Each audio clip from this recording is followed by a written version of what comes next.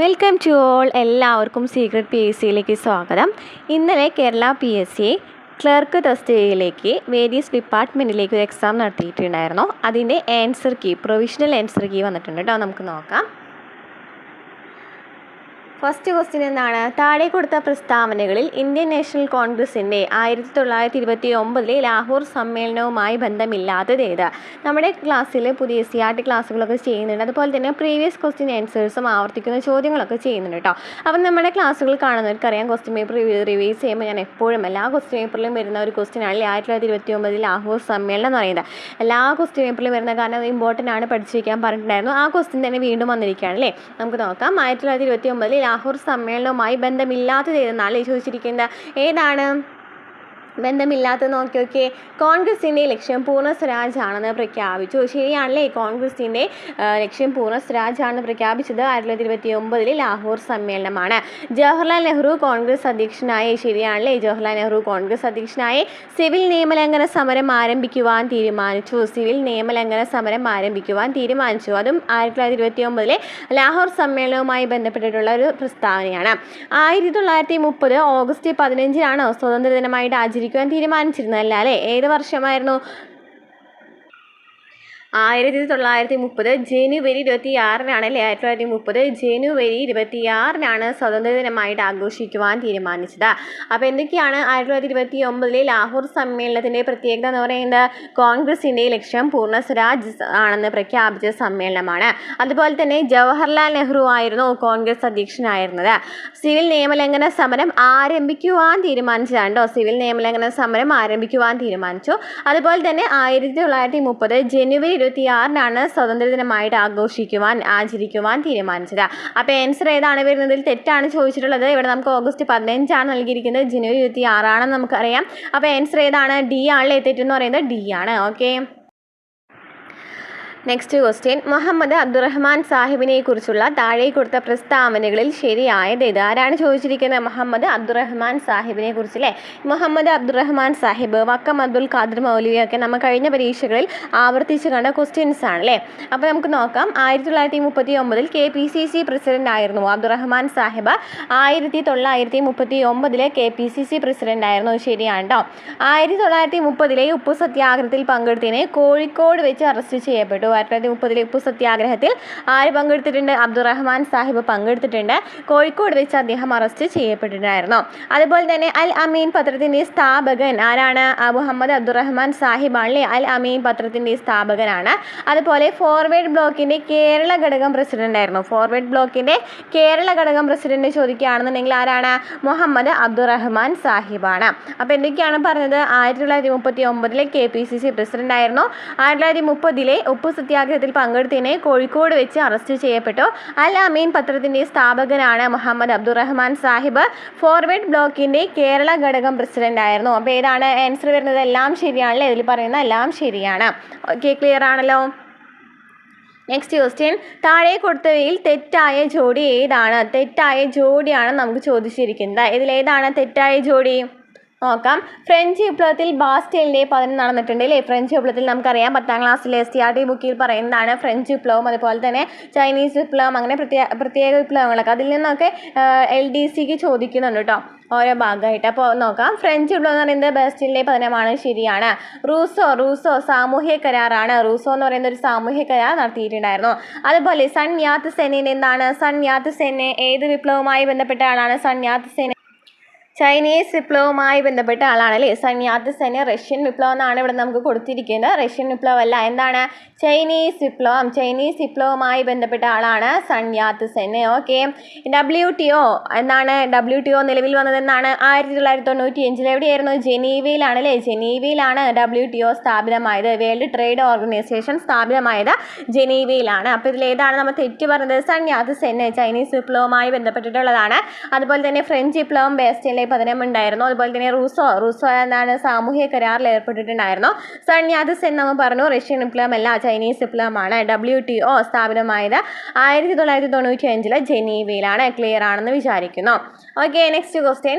താഴെ കൊടുത്ത പ്രസ്താവനകളിൽ രാജാറാം മോഹൻ റായുമായി ബന്ധപ്പെട്ടിട്ടുള്ള ശരിയായ പ്രസ്താവനയാണ് ചോദിച്ചിരിക്കുന്നത്. നമ്മുടെ ക്ലാസ്സുകൾ കാണുന്നവർക്കറിയാം, നമ്മൾ കുറേ ക്വസ്റ്റ്യൻ പേപ്പേഴ്സ് റിവിഷൻ ചെയ്തിട്ടുണ്ട് അല്ലേ. അപ്പോൾ അതിൽ നമ്മൾ പറയുന്ന ക്വസ്റ്റ്യൻസ് തന്നെയാണ് ആവർത്തിച്ച് വന്നിരിക്കുന്നത്. നോക്കി, മുഹമ്മദ് അബ്ദുറഹ്മാൻ സാഹിബ്, അതുപോലെ തന്നെ ഉപ്പു സത്യാഗ്രഹം, പിന്നെന്താണ് രാജാറാം മോഹൻ റോയ്. പിന്നെ ഫസ്റ്റ് ക്വസ്റ്റ്യൻ എന്തായിരുന്നു? ഫ്രഞ്ച് വിപ്ലവത്തിൻ്റെ ആ ഒരു ഭാഗം. അതൊക്കെ നമ്മൾ ഈ കണ്ട ക്വസ്റ്റ്യൻസ് ആണല്ലേ. നമ്മൾ കഴിഞ്ഞ പരീക്ഷകളിൽ ആവർത്തിച്ചിരുന്ന ക്വസ്റ്റ്യൻസും അതുപോലെ തന്നെ പ്രീവിയസ് ക്വസ്റ്റ്യൻ പേപ്പേഴ്സ് ഒക്കെ റിവൈസ് ചെയ്യുമ്പോൾ നമ്മൾ കുറച്ച് പ്രത്യേകമായിട്ടില്ലേ ആവർത്തിച്ചിരുന്ന ക്വസ്റ്റ്യൻസ് ആണെന്ന് പറഞ്ഞിട്ട് നമ്മൾ ഇതായിട്ട് പറഞ്ഞിട്ടുണ്ടായിരുന്നു. ആ ക്വസ്റ്റ്യൻസ് തന്നെയാണോ റിപ്പീറ്റഡ് ആയിട്ട് വന്നിരിക്കുന്നത്. അപ്പോൾ നമുക്ക് നോക്കാം. രാജാറാം മോഹൻ റോയ് ആരാണ്? ശരിക്കും പറഞ്ഞാൽ ഇന്ത്യൻ നവോത്ഥാനത്തിൻ്റെ പിതാവാണല്ലേ രാജാറാം മോഹൻ റോയ്. ആ ഒരു ക്വസ്റ്റ്യൻ ഉണ്ടായിരുന്നു കഴിഞ്ഞ ക്വസ്റ്റ്യൻ പേപ്പറിൽ കേട്ടോ. മിറാദുൽ അക്ബർ എന്ന വാരിക ആരംഭിച്ചത് ആരാണ്? മിറാദുൽ അക്ബർ സംവാദ് കൗമുദിക്കാരുടെയാണ്, രാജാറാം മോഹൻ റോയുടെയാണ് അല്ലേ. സംവാദ് കൗമുദി അതുപോലെ തന്നെ മിറാദുൽ അക്ബർ ഒക്കെ ആരുടെയാണ്? രാജാറാം മോഹൻ റോയുടെയാണ്. ഓക്കെ, മിറാദുൽ അക്ബർ. അതുപോലെ തന്നെ ആത്മീയ സഭ ആരംഭിച്ചിട്ടുണ്ട് അല്ലേ. നമ്മൾ പറഞ്ഞിട്ടുണ്ടായിരുന്നു രാജാറാം മോഹൻ റോയ് എല്ലാ ക്വസ്റ്റ്യൻ പേപ്പറിൽ വരുന്ന കാരണം എല്ലാ ക്വസ്റ്റ്യൻ പേപ്പറിലും നമ്മൾ രാജാറാം മോഹനെ കുറിച്ച് ഡീറ്റെയിൽ ആയിട്ട് പറയാറുണ്ട് കേട്ടോ. അപ്പോൾ നോക്കാം. ആത്മീയ സഭ നമുക്കറിയാം 1815 ആത്മീയ സഭ ആരംഭിക്കുന്നത്. അതുപോലെ തന്നെ അദ്ദേഹം എന്താണ് സതി നിരോധിച്ചിട്ടുള്ള ആളാണ് അല്ലേ. 1829 സതി നിരോധിക്കുവാനായിട്ട് വില്യം ബെന്റിക്യുവിനെ സഹായിക്കുന്നത് രാജാറാം മോഹൻ റോയ്. ഓക്കെ, തുഹാഫുൽ മുജാഹിദീൻ എന്ന് പറയുന്ന ഗ്രന്ഥം എഴുതിയത് ആരാണ്? രാജാറാം മോഹൻ റോയ് ആണ്. തുഹാഫുൽ മുജാഹിദീൻ എന്ന് പറയുന്ന ഗ്രന്ഥം എഴുതിയത്. സംവാദ് കൗമുദി നമുക്കറിയാം അല്ലേ. സംവാദ് കൗമുദി എന്ന് പറയുന്ന വാരിക തുടങ്ങിയതും രാജാറാം മോഹൻ റോയ് ആണ്. അപ്പോൾ രാജാറാം മോഹൻ റോയുടെ വാരികൾ ഏതൊക്കെയാണ്? സംവാദ് കൗമുദിയും അതുപോലെ തന്നെ മിറാദുൽ അക്ബർ ആണ്. അദ്ദേഹം ആത്മീയ സഭ ആരംഭിച്ചിട്ടുണ്ട് കൊൽക്കത്തയിൽ. അതുപോലെ തന്നെ തുഹാഫുൽ മുജാഹിദീൻ എന്ന് പറയുന്ന ഒരു ഗ്രന്ഥം എഴുതിയിട്ടുണ്ടായിരുന്നു. ക്ലിയർ ആണെന്ന് വിചാരിക്കുന്നു. അപ്പോൾ ആൻസർ ഏതാണ് വരുന്നത്? ഡി ആണല്ലേ. എല്ലാം ശരിയാണ്, ഇതിലെല്ലാം ശരിയാണ് വരുന്നത്. Okay, next question. താഴെ കൊടുത്ത ചരിത്ര സംഭവങ്ങൾ പരിശോധിച്ച് ശരിയായ കാലഗണനാ ക്രമം എഴുതുക. ഇത് നോക്കിയൊക്കെ ഈ ക്വസ്റ്റ്യൻ റിപ്പീറ്റ് ആയിട്ട് വന്ന ക്വസ്റ്റ്യൻ ആണല്ലേ. നമുക്ക് നോക്കാം. ഗുരുവായൂർ സത്യാഗ്രഹം, ക്ഷേത്ര പ്രവേശന വിളംബരം ഒക്കെയാണ് നമുക്ക് തന്നേക്കുന്നത്. നമുക്ക് ഓരോന്നിനും മീറ് നോക്കി പോകാം അല്ലേ. ഗുരുവായൂർ സത്യാഗ്രഹം എന്നാണ്? 1931 ഗുരുവായൂർ സത്യാഗ്രഹം 1931. ക്ഷേത്രപ്രവേശന വിളംബരം 1936 ക്ഷേത്രപ്രവേശന വിളംബരം. വൈക്കം സത്യാഗ്രഹം 1924 വൈക്കം സത്യാഗ്രഹം. മഹാത്മാഗാന്ധിയുടെ ആദ്യത്തെ കേരള സന്ദർശനം എന്നാണ്?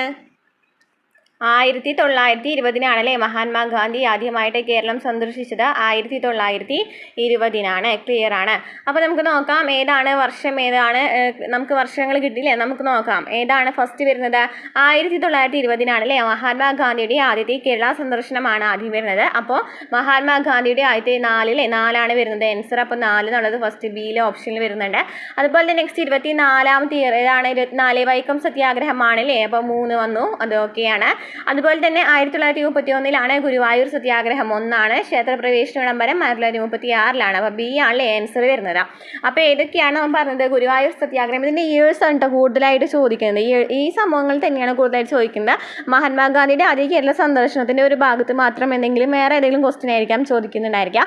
ഗുരുവായൂർ സത്യാഗ്രഹം, ക്ഷേത്രപ്രവേശന വിളംബരം, വൈക്കം സത്യാഗ്രഹം, ഈ 3 നന്നായിട്ട് പഠിച്ചേക്കുക. ഇയേഴ്സ് അടക്കം എല്ലാ കാര്യങ്ങളും വൃത്തിയായിട്ട് പഠിച്ചു വയ്ക്കുക കേട്ടോ. അപ്പോൾ നമുക്ക് ഓരോ സത്യാഗ്രഹത്തെക്കുറിച്ചും ഡീറ്റെയിൽ ആയിട്ട് നമുക്ക് എല്ലാ ക്ലാസ്സിലും പറയുന്നതാണ്. എന്നാൽ നമുക്ക് ഒന്ന് പെട്ടെന്നൊന്ന് ഓടിച്ചു പോവാം. ഗുരുവായൂർ സത്യാഗ്രഹം എന്നാണ്? 1931 ഗുരുവായൂർ സത്യാഗ്രഹം നടക്കുന്നത് അല്ലേ. 1931 അയിത്തോച്ചാടനത്തിന് വേണ്ടിയിട്ട് പ്രക്ഷോഭം നടന്നതാണ് അല്ലേ ഈ ഗുരുവായൂർ സത്യാഗ്രഹം എന്ന് പറയുന്നത്. ഗുരുവായൂർ ക്ഷേത്രം എല്ലാ ഹിന്ദുക്കൾക്കും തുറന്നു കൊടുക്കണമെന്നായിരുന്നു അല്ലേ ഇതിൻ്റെ ലക്ഷ്യം എന്ന് പറയുന്നത്. ഗുരുവായൂർ സത്യാഗ്രഹത്തിൻ്റെ ലക്ഷ്യം എന്തായിരുന്നു? എല്ലാവർക്കും അല്ലേ, എല്ലാവർക്കും തുറന്നു കൊടുക്കണം. ഗുരുവായൂർ ക്ഷേത്രം എല്ലാവർക്കും തുറന്നു കൊടുക്കണമെന്നായിരുന്നു. പിന്നെ ചോദിക്കാനുള്ള ക്വസ്റ്റ്യൻ ആണ്ടോ, സത്യാഗ്രഹ കമ്മിറ്റിയുടെ അധ്യക്ഷൻ ആരാണ്? ഗുരുവായൂർ സത്യാഗ്രഹ കമ്മിറ്റിയുടെ അധ്യക്ഷൻ ആരാണ്? മന്നത്ത് പത്മനാഭനാണ് ഗുരുവായൂർ സത്യാഗ്രഹ കമ്മിറ്റിയുടെ അധ്യക്ഷൻ ചോദിക്കുകയാണെന്നുണ്ടെങ്കിൽ മന്നത്ത് പത്മനാഭനാണ്. അതുപോലെ തന്നെ എപ്പോഴും ചോദിക്കുന്ന ഒരു ക്വസ്റ്റ്യൻ ആണ് സത്യാഗ്രഹ കമ്മിറ്റിയുടെ വളണ്ടിയർ ആരാണെന്നല്ലേ. വളണ്ടിയർ ക്യാപ്റ്റൻ ആരാണ്? AKG ആണല്ലേ. AKG ആണ് വളണ്ടിയർ ക്യാപ്റ്റൻ. AKG ആണ് വളണ്ടിയർ ക്യാപ്റ്റൻ. നമുക്കറിയാം എപ്പോഴും ചോദിക്കുന്ന ഒരു ക്വസ്റ്റ്യൻ പേപ്പറിൽ കാണുന്ന ക്വസ്റ്റ്യൻ ആണ് വളണ്ടിയർ ക്യാപ്റ്റൻ ആരാണ്? AK ഗോപാലനാണ്. അതുപോലെ തന്നെ സത്യാഗ്രഹ കമ്മിറ്റിയുടെ സെക്രട്ടറി ആരാണ്? K കേളപ്പനാണ്. സെക്രട്ടറി ചോദിക്കുകയാണെന്നുണ്ടെങ്കിൽ K കേളപ്പനാണ്. സെക്രട്ടറി എന്ന് പറയുന്നത് ആരാണ്? K കേളപ്പനാണ്. ഓക്കെ, ഇനി അതുപോലെ തന്നെ ചോദിക്കാറുണ്ട് ഗുരുവായൂർ സത്യാഗ്രഹം പിൻവലിക്കുന്നതിന് കാരണമായത് ആരുടെ ഉപദേശമാണ്, ആരുടെ ഉപദേശപ്രകാരമാണ് ഈ സത്യാഗ്രഹം നിർത്തുവാനായിട്ട് കാരണമായത്? ആരുടെയാണ്? ഗാന്ധിജിയുടെ ഉപദേശം അനുസരിച്ചിട്ടാണ് 1932 ഒക്ടോബർ 2 ഗുരുവായൂർ സത്യാഗ്രഹം പിൻവലിക്കുന്നത്. 1932 പിൻവലിക്കുന്നത്. ആരുടെയാണ് പറഞ്ഞത്? നമ്മളുടെ ഗാന്ധിജിയുടെ ഉണ്ടോ. ഓക്കെ, അപ്പോൾ ഇത്രയൊക്കെയാണ് ഗുരുവായൂർ സത്യാഗ്രഹത്തെ കുറിച്ചിട്ട് ഇമ്പോർട്ടൻ്റ് ആയിട്ട് പറയാനുള്ളത്. ഗുരുവായൂർ സത്യാഗ്രഹം എന്നാണ് കാലഘട്ടം 1931-32 കാലഘട്ടത്തിലാണ്. അതിന് ഗുരുവായൂർ സത്യാഗ്രഹ കമ്മിറ്റിയുടെ അധ്യക്ഷൻ ചോദിക്കുകയാണെങ്കിൽ മന്നത്ത് പത്മനാഭനാണ്. സെക്രട്ടറി ചോദിക്കുകയാണെന്നുണ്ടെങ്കിൽ കെ കേളപ്പനാണ്. അതുപോലെ തന്നെ AKG ആണ് വോളണ്ടിയർ ക്യാപ്റ്റൻ. ഗാന്ധിജിയുടെ ഉപദേശം അനുസരിച്ചിട്ടാണ് ഗുരുവായൂർ സത്യാഗ്രഹം നിർത്തുവാൻ കാരണമായത് 1932 ഒക്ടോബർ 2. അപ്പോൾ ഗുരുവായൂർ സത്യാഗ്രഹം ക്ലിയർ ആയി എന്ന് വിചാരിക്കുന്നു. ഓക്കെ, ഇപ്പോൾ ക്ഷേത്രപ്രവേശന വിളംബരവുമായി ബന്ധപ്പെട്ടിട്ട് പഠിക്കേണ്ട കാര്യങ്ങളാണ്. തിരുവിതാംകൂറിൽ ക്ഷേത്രപ്രവേശന വിളംബരം നടന്നതെന്നാണ്? 1936 നവംബർ 12. 1936 നവംബർ 12 ക്ഷേത്രപ്രവേശന വിളംബരം. ആധുനിക കാലത്തെ മഹാത്ഭുതം എന്ന് ഗാന്ധിജി വിശേഷിപ്പിച്ചത് എന്തിനെയായിരുന്നു? ക്ഷേത്രപ്രവേശന വിളംബരത്തെയായിരുന്നു അല്ലേ ആധുനിക കാലത്തെ മഹാത്ഭുതം എന്ന് ഗാന്ധിജി വിശേഷിപ്പിച്ചത്. ഇനി മലബാറിൽ ക്ഷേത്രപ്രവേശന വിളംബരം നടന്നതെന്നാണ്? മലബാറിൽ ക്ഷേത്രപ്രവേശനം നടന്നത് 1947 ജൂൺ 12 ജൂൺ 12 മലബാറിൽ നടന്നത്. ഇനി കൊച്ചിയിൽ എന്നാണ് ക്ഷേത്രപ്രവേശന വിളംബരം നടന്നത്? 1947 ഡിസംബർ 22 1947 ഡിസംബർ 22 കൊച്ചിയിൽ നടന്നത്. ഓക്കെ, അപ്പോൾ 1936 നവംബർ 12 തിരുവിതാംകൂറിൽ നടന്നു. അതുപോലെ തന്നെ മലബാറിൽ 1947 ജൂൺ 12 കൊച്ചിയിൽ 1947 ഡിസംബർ 22 1936 നവംബർ 12 ക്ഷേത്രപ്രവേശന വിളംബരം. തിരുവിതാംകൂറിൽ 1947 ജൂൺ 12 മലബാറിൽ ക്ഷേത്രപ്രവേശന വിളംബരം. കൊച്ചിയിൽ 1947 ഡിസംബർ 22. ക്ലിയർ ആയല്ലോ. ഇനി വൈക്കം സത്യാഗ്രഹം അല്ലേ. വൈക്കം സത്യാഗ്രഹം നടന്നത് 1924 വൈക്കം സത്യാഗ്രഹം നടന്നിട്ടുള്ളത്. വൈക്കം സത്യാഗ്രഹം നടന്നത് എവിടെയായിരുന്നു? വൈക്കം മഹാദേവ ക്ഷേത്രത്തിലായിരുന്നു അല്ലേ. ഇന്ത്യയിലെ തന്നെ ആദ്യത്തെ അയിത്തത്തിനെതിരെ നടന്ന സത്യാഗ്രഹം ഏതാണെന്ന് ചോദിക്കുകയാണെങ്കിൽ, സംഘടിത പ്രക്ഷോഭം ചോദിക്കുകയാണെന്നുണ്ടെങ്കിൽ വൈക്കം സത്യാഗ്രഹമാണ് കേട്ടോ. ഇന്ത്യയിലെ ആദ്യത്തെ അയിത്തത്തിനെതിരെ നടന്ന ആദ്യത്തെ സംഘടിത പ്രക്ഷോഭം ചോദിക്കുകയാണെന്നുണ്ടെങ്കിൽ വൈക്കം സത്യാഗ്രഹമാണ്. അപ്പോൾ അതിൽ കൂടുതലായിട്ട് ചോദിക്കാറുള്ള ക്വസ്റ്റ്യൻ ആണ്, വൈക്കം സത്യാഗ്രഹത്തിന് നേതൃത്വം നൽകിയത് ആരൊക്കെയാണ് നേതൃത്വം നൽകിയത്? ടി കെ മാധവൻ ഉണ്ടായിരുന്നു. അതുപോലെ തന്നെ ആരാണ്? കെ കേളപ്പൻ ഉണ്ടായിരുന്നു. അതുപോലെ തന്നെ സി വി കുഞ്ഞിരാമൻ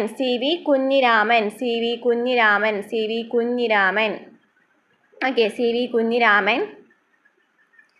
പിന്നെ ആരാണ് ഉണ്ടായിരുന്നത്? C V Kunhiraman. പിന്നെ കെ പി കേശവ മേനോൻ ഉണ്ടായിരുന്നു.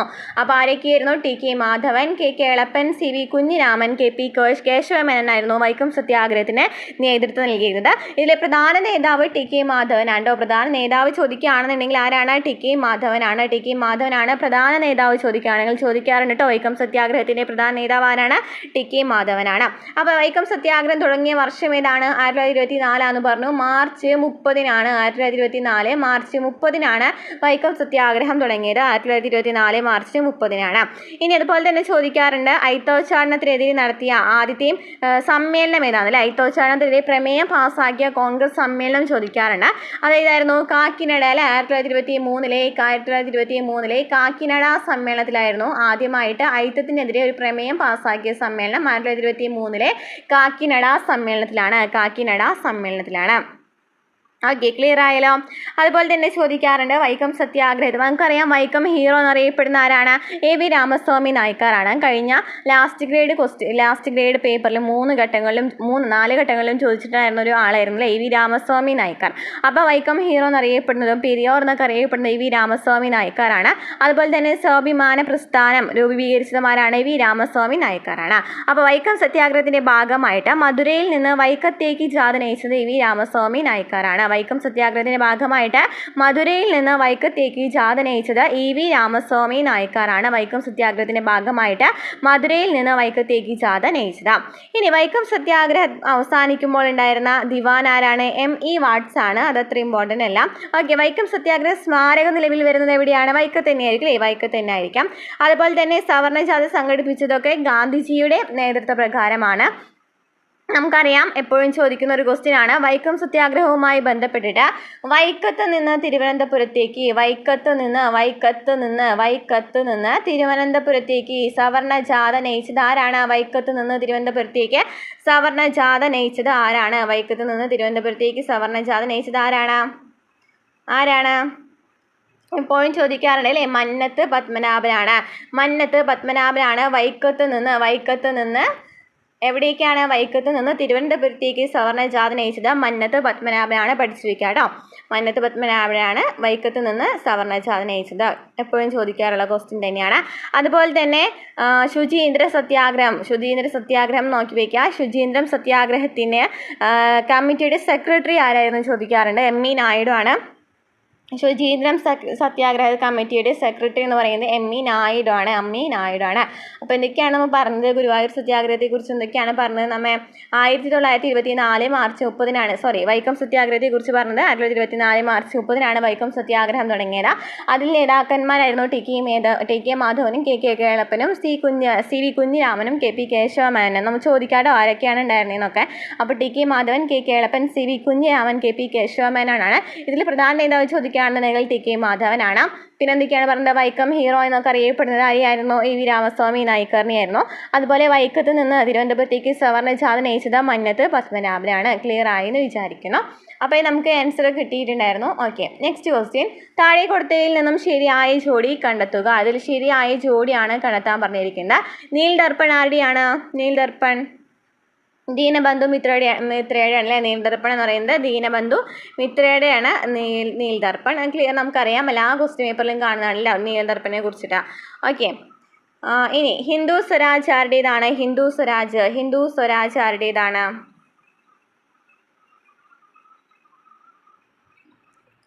ഹിന്ദു സ്വരാജ് ആരുടേതാണ്? ഗാന്ധിജിയുടെയാണ് അല്ലേ? ഗാന്ധിജിയുടെയാണ്. ഹിന്ദു സ്വരാജ് എന്ന് പറയുന്ന പത്രം ഗാന്ധിജിയുടെയാണ്. അതുപോലെ ഇന്ത്യ സ്വാതന്ത്ര്യം നേടുന്നു എന്ന് പറയുന്നത് ആരുടെയാണ്? മൗലാന അബ്ദുൽ കലാം ആസാദിനെയാണ്. അത് ശരിയാണ്. ഇനി തോട്ട്സ് ഓൺ പാകിസ്ഥാൻ ആരുടെയാണ്? അംബേദ്കറിനെയാണ് കേട്ടോ. അംബേദ്കറിനെയാണ്. ഈ ബുക്ക് അങ്ങനെ അധികം പരിചയമില്ല അല്ലേ? അംബേദ്കറിനെയാണ്. തോട്ട്സ് ഓൺ പാകിസ്ഥാൻ പഠിച്ചു വയ്ക്കുക. തോട്ട്സ് ഓൺ പാകിസ്ഥാൻ അംബേദ്കറിൻ്റെ ബുക്കാണ്. അപ്പോൾ ഇതിൽ ശരിയായത് തെറ്റാണ് ശരിയായതല്ലേ ചോദിച്ചിരിക്കുന്നത്. നീൽ ദർപ്പൺ ബന്ധുമിത്ര 1 ശരിയാണ്. അതുപോലെ തന്നെ 1ഉം 3ഉം ശരിയാണ് അല്ലേ? 1ഉം 3ഉം ശരിയാണ്. ബി ആണ് ആൻസർ വരുന്നത്. ഹിന്ദു സ്വരാജ് ഗാന്ധിജിയുടെയാണ്. തോട്ട്സ് ഓൺ പാകിസ്ഥാൻ അംബേദ്കറിനെയാണ്. Next question. ഗ്രാനൈറ്റ് ഏത് തരം ശിലകൾക്ക് ഉദാഹരണമാണ്? ഗ്രാനൈറ്റ് ഏത് തരം ശിലകൾക്ക് ഉദാഹരണമാണ്? ആഗ്നേയ ശിലകളാണ് കേട്ടോ. ആഗ്നേയ ശിലകളിൽ പെട്ടതാണ് ഗ്രാനൈറ്റ് ഒക്കെ. ആഗ്നേയ ശിലകളിൽ പെട്ടതാണ്. Next question. ഇന്ദ്രാവതി, ശബരി എന്നീ നദികൾ ഏത് ഉപദ്വീപി നദിയുടെ പോഷക നദികളാണ്? നമുക്കറിയാം SCERT-ൽ ഞാൻ SCERT പാഠഭാഗങ്ങൾ എന്ന് പറഞ്ഞിട്ട് ചെറിയ ചെറിയ ക്ലാസ്സുകൾ ഇടുന്നുണ്ടായിരുന്നു. അപ്പോൾ അതിൽ ഇമ്പോർട്ടൻ്റ് ആയിട്ടുള്ള പാഠഭാഗങ്ങളാണ് കൊണ്ടിരിക്കുന്നുണ്ടായിരുന്നത്. അതിൽ നിന്ന് 2-3 പ്രാവശ്യം ഞാൻ പറഞ്ഞിട്ടുള്ള ഒരു ക്വസ്റ്റ്യൻ ആണല്ലേ. ഉപദ്വീപീയ നദികളും പോഷക നദികളും എപ്പോഴും ചോദിക്കുന്ന ക്വസ്റ്റ്യൻ ആയ കാരണം തന്നെ ആ ഒരു ഭാഗം ഇടയ്ക്കിടയ്ക്ക് പറയാറുണ്ട്. നമ്മുടെ ക്ലാസ്സുകൾ കാണുന്നവർക്കാണെങ്കിൽ അത് പെട്ടെന്ന് ആൻസർ ചെയ്യാനായിട്ട് പറ്റും. അപ്പോൾ ഇന്ദ്രാവതി, ശബരി എന്ന് പറയുന്ന നദികൾ ആരുടെയാണ്? ഗോദാവരിയുടെയാണ് അല്ലേ? മഹാനദി, ഗോദാവരി, കൃഷ്ണ, താപ്തി ഒക്കെ നൽകിയിട്ടുണ്ട്. ഗോദാവരിയുടെ പോഷക നദികളാണ് എന്ന് പറയുന്നത് ഇന്ദ്രാവതിയും ശബരിയും ഗോദാവരിയുടെ പോഷക നദികളാണ്. ഇനി മഹാനദിയുടെ പോഷക നദികൾ ഏതൊക്കെയാണ്? മഹാനദിയുടെ ഇബ് ടെൽ അല്ലേ? മഹാനദിയുടെ പ്രധാന പോഷക നദികളാണ് ഇബ് ടെൽ എന്ന് പറയുന്നത്. ഇബ് ടെൽ മഹാനദിയുടെ പ്രധാന പോഷക നദികളാണ്. ഇനി കൃഷ്ണയുടെ പ്രധാന പോഷക നദികൾ ഏതാണ്? ഏതൊക്കെയാണ് കൃഷ്ണയുടെ പോഷക നദികൾ എന്ന് പറയുന്നത്? ഏതൊക്കെയാണ്? ഭീമ, തുംഗഭദ്ര അല്ലേ? കൃഷ്ണയുടെ പ്രധാനമായിട്ടും എടുത്തു പറയുന്നത് ഭീമ, അതുപോലെ തന്നെ തുംഗഭദ്ര. അതുപോലെ തന്നെ മാലപ്രഭ ഉണ്ട് കേട്ടോ. മാലപ്രഭ എന്ന് പറയുന്നതൊക്കെ ഘട്ടപ്രഭ എന്നൊക്കെ പറയുന്നത് കൃഷ്ണയുടെ പോഷക നദികളാണ്. മാലപ്രഭ എന്നൊക്കെ പറയുന്നതാണ് കൃഷ്ണയുടെ പോഷക നദികളാണ്. ഇനി താപ്തിയുടെ പ്രധാന പോഷക നദികൾ ഏതാണ്? പൂർണ്ണ, അർണാവതി, ഗിർന. താപ്തിയുടെയാണ് പൂർണ്ണ,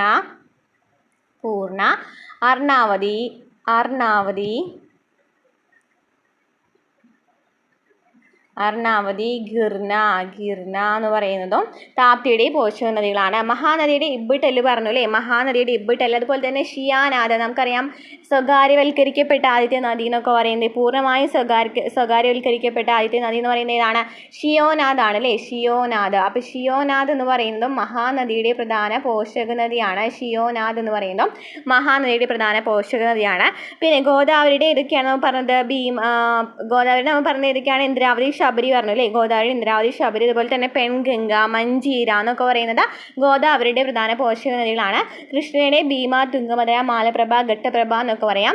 താപ്തിയുടെ പൂർണ്ണ, അർണാവതി, ഗിർന എന്നൊക്കെ പറയുന്നത് പോഷക നദികളാണ്. ക്ലിയർ ആയെന്ന് വിചാരിക്കുന്നത്. അതിൽ ഏതാണ് ആൻസർ? ഇന്ദ്രാവതി, ശബരി എന്ന് പറയുന്നത് ഗോദാവരിയുടെ അല്ലേ, ഓപ്ഷൻ ബി ആണ് ആൻസർ. നെക്സ്റ്റ്, കേരളത്തിൽ കൊല്ലം മുതൽ കോട്ടപ്പുറം വരെയുള്ള പശ്ചിമ തീര കനാലം ഏത് പേരിലാണ് അറിയപ്പെടുന്നത്? നമുക്കറിയാം അല്ലേ, എല്ലാ ക്വസ്റ്റ്യൻ പേപ്പറിലും കാണപ്പെടുന്നതാണ്. കൊല്ലം മുതൽ കോട്ടപ്പുറം NW3 ആണ് കൂടുതലായിട്ടും ചോദിക്കുന്നത് കേരളത്തിൽ കിടക്കുന്ന കാരണം. അപ്പോൾ നമുക്കറിയാം NW3 ആണ്, അതായത് ദേശീയ ജലപാത 3 ആണ് കൊല്ലം മുതൽ കോട്ടപ്പുറം വരെയുള്ള ദേശീയ ജലപാത എന്ന് പറയുന്നത്. അപ്പോൾ SCERT-യിൽ കറക്റ്റായിട്ട് അതിനൊരു ടേബിൾ വെച്ച് പറയുന്നുണ്ട് കേട്ടോ. അത് നമുക്കറിയാം NW1 എന്ന് പറയുന്നത്, നമുക്ക് ദേശീയ ജലപാത 1 തൊട്ട് നോക്കി പോകാം. ദേശീയ ജലപാത 1 എന്ന് പറയുന്നത് ഏതുമായിട്ടാണ് ബന്ധിപ്പിക്കുന്നത്? അലഹാബാദ് മുതൽ ഹാൽദിയ വരെയാണ്. അലഹാബാദ് മുതൽ ഹാൽദിയ വരെ ഗംഗാ നദിയിലാണ് കേട്ടോ. ഗംഗാ നദിയിലാണ് സ്ഥിതി ചെയ്യുന്നത്. അപ്പോൾ NW1 എന്ന് പറയുന്നത് ഗംഗാ നദിയിലാണ്. അലഹാബാദ് മുതൽ ഹാൽദിയ വരെയാണ് കണക്ട് ചെയ്യുന്നത്. ഇനി NW2 എവിടെയാണ്? സാദിയ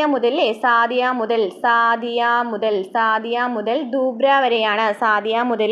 ധൂബ്രി വരെയാണ് സ്ഥിതി ചെയ്യുന്നത്. അതുപോലെ തന്നെ കണക്ട് ചെയ്യുന്നത്. ഓക്കെ, ഏത് നദിയിലാണ് ചോദിക്കുകയാണെന്നുണ്ടെങ്കിൽ ബ്രഹ്മപുത്ര നദിയിലാണ്.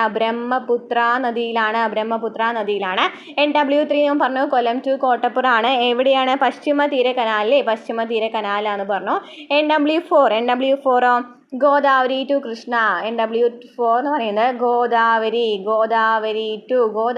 ടു കൃഷ്ണ നദിയുമായി ബന്ധപ്പെട്ടിരിക്കുന്നു. ഗോദാവരി ടു കൃഷ്ണയാണ്. ഇനി കൃഷ്ണ വരെ നദികളുമായി ചേർന്ന കാക്കിനഡ ടു പുതുച്ചേരി വരെ കേട്ടോ.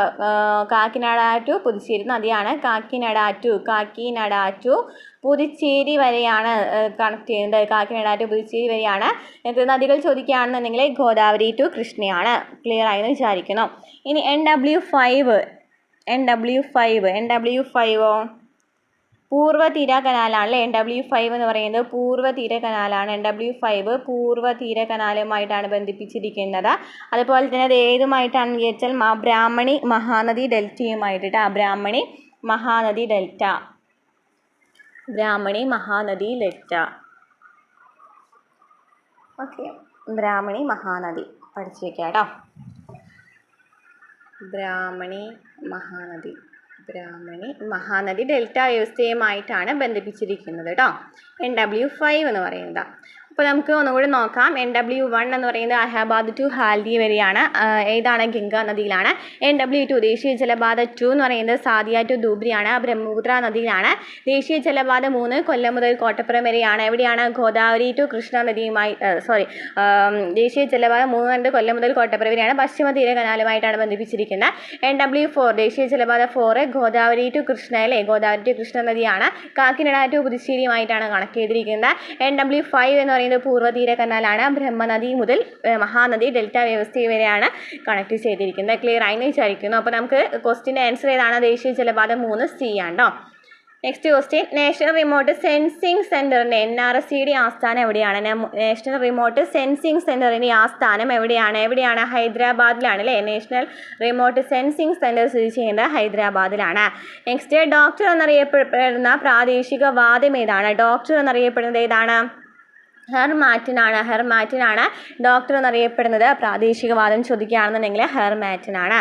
നെക്സ്റ്റ്, ഭാവിയിലെ കാലാവസ്ഥാ വ്യതിയാനത്തിൻ്റെ അളവ് കുറയുന്നതിനെ വിളിക്കുന്ന പേരെന്താണ്? ഭാവിയിലെ കാലാവസ്ഥാ വ്യതിയാനത്തിൻ്റെ അളവ് കുറയുന്നതിനെ വിളിക്കുന്ന പേരെന്താണ്? ഏതാണ്? ലഘൂകരണം. ലഘൂകരണം. ലഘൂകരണം എന്നാണ് ഭാവിയിലെ കാലാവസ്ഥാ വ്യതിയാനത്തിൻ്റെ അളവ് കുറയുന്നതിനെ ലഘൂകരണം എന്നാണ് വിളിക്കുന്നത്. ഓപ്ഷൻ എ ആണ് റെഡി. നെക്സ്റ്റ് ക്വസ്റ്റ്യൻ, ഇന്ത്യയുടെ റിസർവ് ബാങ്കിൻ്റെ ഇപ്പോഴത്തെ ഗവർണർ ആരാണ്? ആർ ബി ഐയുടെ ഇപ്പോഴത്തെ ഗവർണർ ആരാണ്? എ സഞ്ജയ് മൽഹോത്ര കേട്ടോ. എ ആണ് സഞ്ജയ് മൽഹോത്ര. സഞ്ജയ് മൽഹോത്രയാണ് ഇപ്പോഴത്തെ റിസർവ് ബാങ്കിൻ്റെ ഗവർണർ എന്ന് പറയുന്നത്. നെക്സ്റ്റ് ക്വസ്റ്റ്യൻ, താഴെ കൊടുത്തിട്ടുള്ളതിൽ പ്രത്യക്ഷ നികുതിക്ക് ഉദാഹരണം ഏതാണ്? നമ്മൾ കഴിഞ്ഞ ക്ലാസ്സിലൊക്കെ പറഞ്ഞിട്ടുണ്ടായിരുന്നില്ലേ പ്രത്യക്ഷ നികുതിയും പരോക്ഷ നികുതിയും ഏതൊക്കെയാണെന്ന്. ഓക്കെ, അപ്പോൾ ഇതിൽ പ്രത്യക്ഷ നികുതിക്ക് ഉദാഹരണം എന്ന് പറയുന്നത് വരുമാന നികുതിയാണ് കേട്ടോ. ഡി ആണ് ആൻസർ വരുന്നത്. വരുമാന നികുതിയാണ് പ്രത്യക്ഷ നികുതി. എക്സൈസ് തീരുവ, വിൽപ്പന നികുതി, കസ്റ്റംസ് തീരുവ എന്നൊക്കെ പരോക്ഷ നികുതിയാണ്. എക്സൈസ് തീരുവ, വിൽപ്പന നികുതി, കസ്റ്റംസ് തീരുവ എന്നിവയ്ക്ക് പരോക്ഷ നികുതിയാണ്. പ്രത്യക്ഷ നികുതി എന്ന് പറയുന്നത് ഇതാണ്, വരുമാന നികുതിയാണ്. ഓപ്ഷൻ ഡി ആണ്. നബാർഡ് സ്ഥാപിതമായ വർഷം ഏതാണ്? ചോദിക്കാറുണ്ട് അല്ലേ. നബാർഡ് സ്ഥാപിതമായ വർഷം ഏതാണ്? 1982 നബാർഡ് സ്ഥാപിതമായത്. നബാർഡ് സ്ഥാപിതമാകുന്നത് 1982 സി ആണ്. നെക്സ്റ്റ് ക്വസ്റ്റ്യൻ, ഇപ്പോഴത്തെ ലോകബാങ്ക് പ്രസിഡന്റ് ആരാണ്? ലോകബാങ്ക് പ്രസിഡന്റ് ആരാണ്? ഇപ്പോഴത്തെ ലോകബാങ്ക് പ്രസിഡന്റ് ആരാണ്? അജയ് ബംഗ. ബി ആണ് ആൻസർ കേട്ടോ. അജയ് ബംഗയാണ് ഇപ്പോഴത്തെ ലോകബാങ്ക് പ്രസിഡന്റ്. നെക്സ്റ്റ് ക്വസ്റ്റ്യൻ, ഇന്ത്യയിൽ ആദ്യത്തെ ഔദ്യോഗിക സെൻസസ് നടന്ന വർഷം ഏതാണ്? ഇന്ത്യയിലെ ആദ്യത്തെ ഔദ്യോഗിക സെൻസസ് നടന്ന വർഷം ഏതാണ്? ഡി. ഏതാണ് ആൻസർ വരുന്നത്? 1881 ഔദ്യോഗികമായിട്ട് സെൻസസ് നടക്കുന്നത്. 1881 ഇന്ത്യയിൽ ആദ്യമായിട്ട് ഔദ്യോഗികമായിട്ട് സെൻസസ് നടക്കുന്നത് 1881. നെക്സ്റ്റ്, സുവർണ്ണ വിപ്ലവം ഏതുമായി ബന്ധപ്പെട്ടിരിക്കുന്നു? സുവർണ്ണ വിപ്ലവം നമുക്കറിയാം അല്ലേ. കഴിഞ്ഞ ക്ലാസ്സിൽ ഞാൻ 8ാം ക്ലാസ്സിൽ SCRT എടുത്തപ്പോൾ പറഞ്ഞിട്ടുണ്ടായിരുന്നു വിപ്ലവങ്ങളൊക്കെ ഇമ്പോർട്ടൻ്റ് ആണെന്നുള്ളത്. അപ്പോൾ അതിൽ വരുന്നതാണ് സുവർണ്ണ വിപ്ലവം എന്ന് പറയുന്നത് ഹോർട്ടിക്കൾച്ചറുമായി ബന്ധപ്പെട്ടതാണ് അല്ലേ. ഹോർട്ടിക്കൾച്ചർ എന്ന് വെച്ചാൽ എന്താണ്? ഹോർട്ടിക്കൾച്ചർ എന്തുമായി ബന്ധപ്പെട്ടിരിക്കുന്നു? പഴം, പച്ചക്കറി, അതുപോലെ തന്നെ അലങ്കാര സസ്യങ്ങൾ, ഉദ്യാനമൊക്കെ ബന്ധപ്പെട്ടിരിക്കുന്നതാണ് ഈ ഹോർട്ടിക്കൾച്ചർ എന്ന് പറയുന്നത്. അപ്പോൾ സുവർണ്ണ വിപ്ലവം എന്നറിയപ്പെടുന്നത് ഹോർട്ടിക്കൾച്ചറിനെയാണ്. ഇനി സെറികൾച്ചർ എന്താണ്? സെറികൾച്ചർ പട്ടുനൂൽ പുഴു വളർത്തലാണ് അല്ലേ. സെറികൾച്ചർ എന്ന് പറയുന്നത് എന്താണ്? പട്ടുനൂൽ പുഴു വളർത്തലാണ് സെറികൾച്ചർ എന്ന് പറയുന്നത്. പട്ടുനൂൽ പുഴു വളർത്തുന്നതിനെയാണ്. ഇനി പിസികൾച്ചറോ? പിസികൾച്ചർ എന്ന് പറയുന്നത് മത്സ്യകൃഷിയാണ് അല്ലേ. പിസികൾച്ചർ എന്ന് പറയുന്നത് മത്സ്യകൃഷിയാണ്. പിന്നെ നമ്മൾ എന്താണ് പറഞ്ഞിട്ടുണ്ടായിരുന്നത്? ക്യൂണികൾച്ചർ പറഞ്ഞിട്ടുണ്ടായിരുന്നല്ലേ. ക്യൂണികൾച്ചർ എന്ന് പറയുന്നത് മുയൽ വളർത്തലാണ്. ക്യൂണികൾച്ചർ എന്ന് പറയുന്നത് മുയൽ വളർത്തലാണ്. പിന്നെ മഷ്റൂം കൾച്ചർ എന്താണ്? കൂൺ അല്ലേ. കൂൺ വിപ്ലവം എന്നൊക്കെ അറിയപ്പെടുന്നതാണ് മഷ്റൂം കൾച്ചറിനെയാണ്. അത് എപ്പോഴും തെറ്റിക്കുന്ന കാരണമാണ് എടുത്തു പറഞ്ഞത്. ക്യൂണി എന്ന് വെച്ചാൽ മുയലാണ്, കൂൺ എന്ന് വെച്ചാൽ എന്താണ്? മഷ്റൂം കൾച്ചറാണ്. പിന്നെ എന്തൊക്കെയാണ് ചോദിക്കാറ്? എപ്പികൾച്ചർ എന്ന് പറയുന്നത് എന്താണ്? തേനീച്ച വളർത്തലിനെയാണ് എന്തെന്ന് പറയുന്നത്? എപ്പികൾച്ചർ എന്ന് പറയുന്നത് തേനീച്ച വളർത്തുന്നതിനെയാണ് എപ്പികൾച്ചർ എന്ന് പറയുന്നത്. ഓക്കെ, സെറികൾച്ചർ പറഞ്ഞു. പിന്നെന്താണ്? ഹോർട്ടിക്കൾച്ചർ എന്ന് പറഞ്ഞേ ഫ്രൂട്ട്സ് ആൻഡ് ഗാർഡനിങ്ങിനെയാണ് ഹോർട്ടിക്കൾച്ചർ എന്ന് പറയുന്നത്. പിന്നെ ഫ്ലോറികൾച്ചർ ആണല്ലേ. ഫ്ലോറികൾച്ചർ എന്ന് പറയുന്നത് ഫ്ലവറുമായി ബന്ധപ്പെട്ടതാണ്. ഉദ്യാന കൃഷിയൊക്കെ ആയിട്ട് ബന്ധപ്പെട്ടതാണ് ഫ്ലോറികൾച്ചർ. ക്ലിയർ ആയെന്ന് വിചാരിക്കുന്നു. അപ്പോൾ സുവർണ്ണ വിപ്ലവം ഏതുമായി ബന്ധപ്പെട്ടിരിക്കുന്നതായിരുന്നു? ക്വസ്റ്റ്യൻ എ ആണ്, ഹോർട്ടിക്കൾച്ചർ ആണ് കേട്ടോ. നെക്സ്റ്റ്, ഒരു പ്രത്യേക രോഗം മൂലം അകാലത്തിൽ മരണമടയുന്ന ആളുകളുടെ എണ്ണം അളക്കുന്ന സൂചിക ഏതാണ്? ഒരു പ്രത്യേക രോഗം മൂലം അകാലത്തിൽ മരണമടയുന്ന ആളുകളുടെ എണ്ണം അളക്കുന്ന സൂചികയാണ് ആഗോള രോഗഭാരം. സി ആണ് ആൻസർ കേട്ടോ. ആഗോള രോഗഭാരമാണ് ഒരു പ്രത്യേക രോഗം മൂലം അകാലത്തിൽ മരണമടയുന്ന ആളുകളുടെ എണ്ണം അളക്കുന്ന സൂചിക. നെക്സ്റ്റ് ക്വസ്റ്റ്യൻ, ദിനേശ് ഗോസ്വാമി കമ്മിറ്റിയുടെ പരിഗണനാ വിഷയം എന്തായിരുന്നു? ദിനേശ് ഗോസ്വാമി കമ്മിറ്റിയുടെ പരിഗണനാ വിഷയം തിരഞ്ഞെടുപ്പ് പരിഷ്കരണമായിരുന്നു. സി ആണ് ആൻസർ. തിരഞ്ഞെടുപ്പ് പരിഷ്കരണവുമായി ബന്ധപ്പെട്ട കമ്മിറ്റിയാണ് ദിനേശ് ഗോസ്വാമി കമ്മിറ്റി. സി ആണ് ആൻസർ. നെക്സ്റ്റ്, സ്വകാര്യതയ്ക്കുള്ള അവകാശം ഭരണഘടനയുടെ അനുച്ഛേദം 21 ഭാഗമാണ്. ജീവനോപാധികൾ തേടുവാനുള്ള അവകാശം ഭരണഘടനയുടെ അനുച്ഛേദം 21 ഭാഗമാണ്. ഇതിലെ മുകളിൽ കൊടുത്ത പ്രസ്താവനകളിൽ ശരിയായത് ഏതാണ് ചോദിച്ചിരിക്കുന്നത്. അപ്പോൾ നമുക്കറിയാം അനുച്ഛേദം ആർട്ടിക്കിൾ 21 പറയുന്നതാണ് സ്വകാര്യതയ്ക്കുള്ള അവകാശം എന്നും അതുപോലെ തന്നെ വ്യക്തിക്കും സ്വാതന്ത്ര്യത്തിനുള്ള അവകാശം എന്നൊക്കെ പറയുന്നത് ആർട്ടിക്കിൾ 21 അപ്പോൾ സ്വകാര്യതയ്ക്കുള്ള അവകാശം എന്ന് പറയുന്നതും ജീവനോപാധികൾ തേടുവാനുള്ള അവകാശം എന്ന് പറയുന്നത് ആർട്ടിക്കിൾ 21 ഭാഗം തന്നെയാണ്. അപ്പോൾ ഇതിൽ ആൻസർ വരുന്നത് ഏതാണ്? 1, 2 ശരിയാണ്. ഡി ആണ്. 1, 2 ശരിയാണ്. നെക്സ്റ്റ്, ഇന്ത്യൻ ഭരണഘടനയുടെ ആമുഖ പ്രകാരം ഏറ്റവും ശരിയായ പ്രസ്താവന ഏതാണ്? ഇത് ഇമ്പോർട്ടൻ്റ് ആണല്ലേ, റിപ്പീറ്റഡ് ആയിട്ട് വരുന്നതാണ്. ഏതാണ് ആമുഖ പ്രകാരം ശരിയായ പ്രസ്താവന? നമ്മ ഒരു കോഡൊക്കെ പറഞ്ഞിട്ട് പഠിച്ചതാണല്ലേ. ഇത് പസോമ ജെറി എന്ന് പറഞ്ഞിട്ട് പഠിച്ചിട്ടുണ്ടായിരുന്നു. പസോമ ജെറി, സോമജെറി എന്ന് പറഞ്ഞ് പഠിച്ചിട്ടുണ്ടായിരുന്നു. പിന്നെ പാന്ന് വെച്ചാൽ എന്താണ്? പരമാധികാര. സോന്ന് വെച്ചാൽ എന്താ? സോഷ്യലിസ്റ്റ്. മാന്ന് വെച്ചാൽ എന്താണ്? മതേതര. ജാന്ന് വെച്ചാൽ ജനാധിപത്യ. റീന്ന് വെച്ചാൽ republic.